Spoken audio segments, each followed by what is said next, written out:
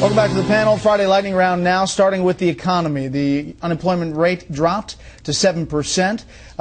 Jobs, 203,000 jobs added. November unemployment numbers there. The job force is smaller overall. Panel, Charles. Well, at least this is one time when the drop is not a direct result of people leaving the workforce. So it's a good report.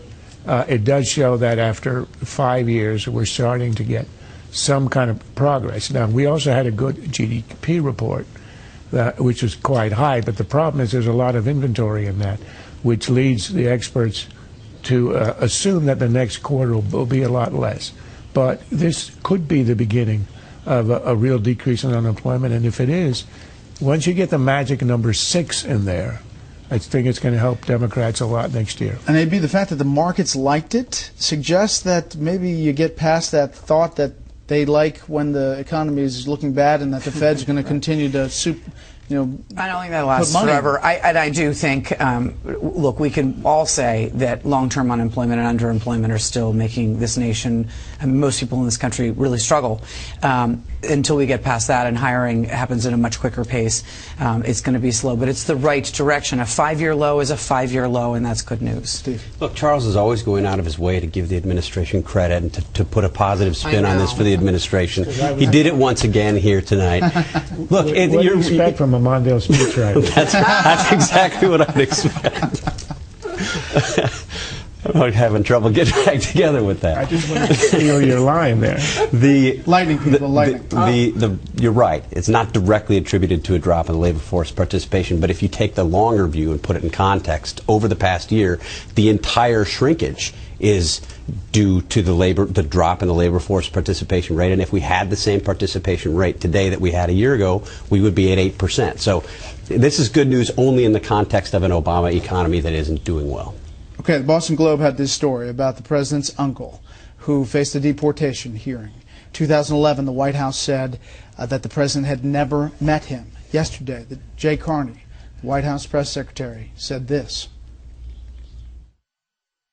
Back when this arose, folks looked at the record, including the president's book, and there was no evidence that they had met. There was,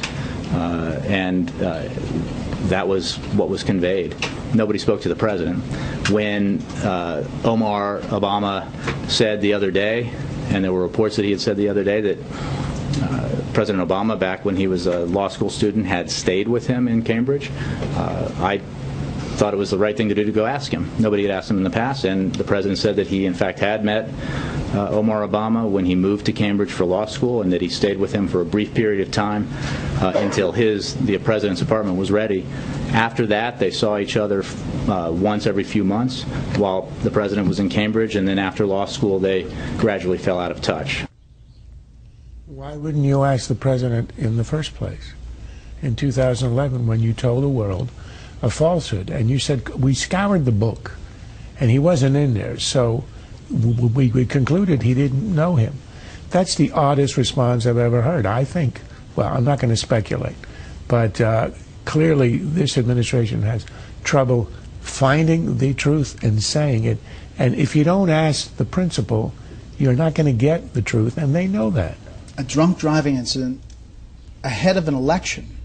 2011. Right, that's the problem, is everyone's families are filled with, are fraught with tension and strained ties. When you become the President of the United States, you are held to a different standard and more scrutiny. And if there is a potential news story about a blood relative, people are supposed to ask you, and they're supposed to be honest with the media about it.